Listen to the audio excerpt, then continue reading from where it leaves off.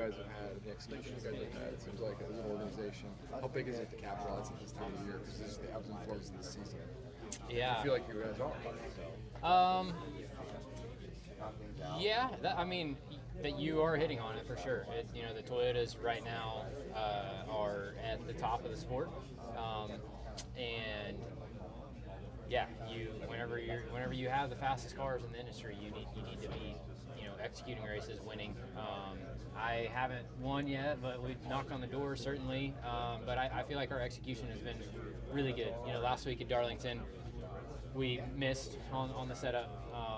Tyler hit on it, and he won the race. So, yeah, I think we've been doing a good job as a group, as a 20 team. We haven't reached victory lane, but I'm not sure that it was really,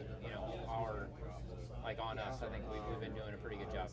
Does the vibe or the mentality for this race change, knowing that coming back during the fall isn't the do or die pressure cooker scenario? Hallelujah. Hallelujah. I can't wait. It just, it's probably going to make me enjoy this place a little bit more. Just, I'll be honest, like Martinsville, that do or die, go or go home, that was a highlight of the format for sure. But it just, I think it celebrates the wrong things. Like it makes, why, in our sport, why should any racetrack be more important than other racetracks? Fortunately for Martinsville, this was one of the most important tracks on the schedule, but we raced 36 times at however many races, or 18 different racetracks. I don't even know how many different racetracks, but they all should be weighted equally.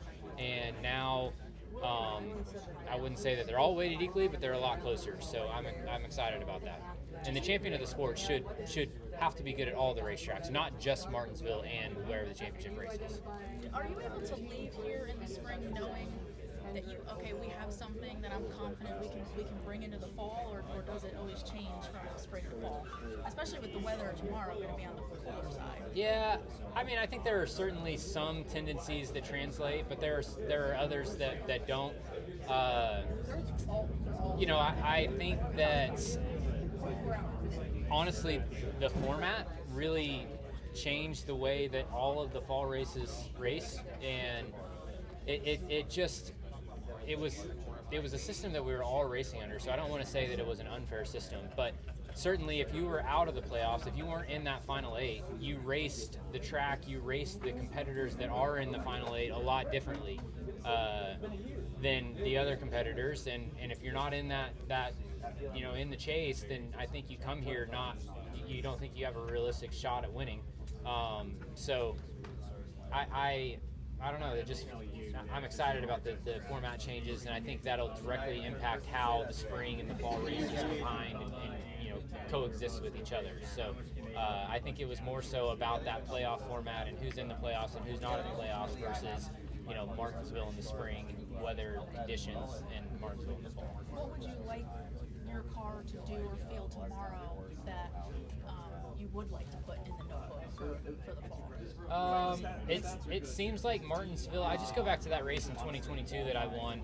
I had really, really, really good forward drive. My rear tires stayed with me. I didn't go loose. A lot of my competitors went loose. It was easy for me to make passes because the rear tires hung with me throughout the run. And I've been searching to find that feel since that day. So just for me at Martinsville, it's been about rear grip, and that's what I'm looking for. So Christopher, you've been pushing to have the 750 horsepower package in intermediate tracks. Well, now NASCAR said they're actually going to consider it for next year. That's awesome. So, that's awesome. I was just hoping to get your reaction to that. Yeah, that's really good. I think it goes to show that that's a good step in the right direction, and I would love that 750 horsepower low downforce package at the intermediates, and then I think we need to take another step for the short tracks and give us whatever it is, 850, 900. Like Darlington last week felt so close to being a different style race. So for so long, since the introduction of next gen cars, it's made all of the intermediates and Darlington in that bucket as well, momentum racing, where it's just all about keeping your momentum up and not slowing down. And last week at Darlington, we got really close to like breaking that momentum threshold and getting into mechanical, like getting off the corners, getting into the corners hard, who has more, forward drive, that kind of thing. And if we could have a little bit more power, we would break out of that momentum racing threshold. Williams said at Darlington last week that dirty air in the wake was still an issue.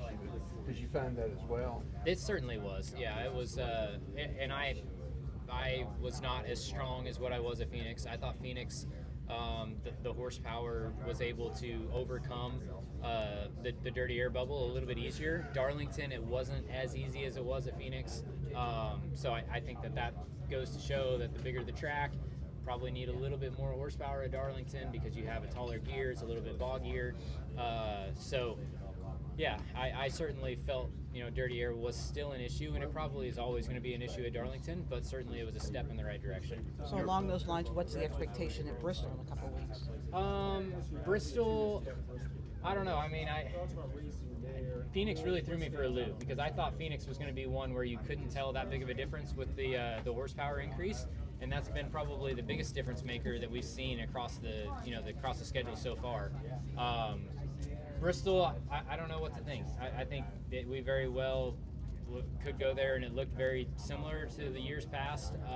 And then on top of that, we don't know, what the tires are going to do. We kind of got an idea of it. It seems to align pretty well with weather conditions. So if we go there and it's cold, we could be blowing the tires off of it and having to pit every 40 laps. If it rubbers in, it might look like a normal traditional Bristol race. So I don't really have a good feel for it.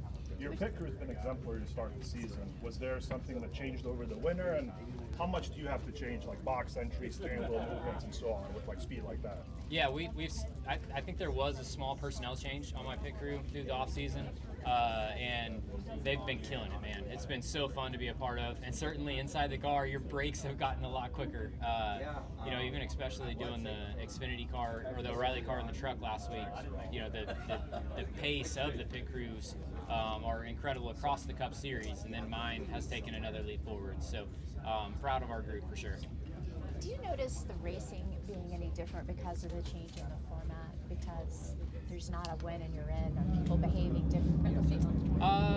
I think it just, everybody knows the importance of maximizing your day now, where in the previous format you didn't have to maximize your day. It was a win or bust mentality, where now I think the racing is a little bit more compelling and aggressive, and just everybody knows that every position matters more now than what it did in years past. And my other question to you is, what are you going to do on your off week? I'm going to be sitting on my couch. So, yes. Good answer. On this track, favorites, least to most favorite?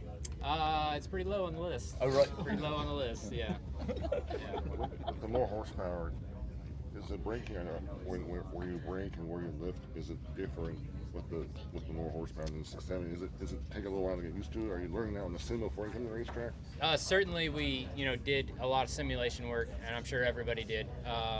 And yeah, I think it's going to be a little bit more brake energy. We've seen that. It's been pretty consistent throughout the tracks that we've gone to. More brake energy, probably a little bit more tire degradation, tire wear on corner exit.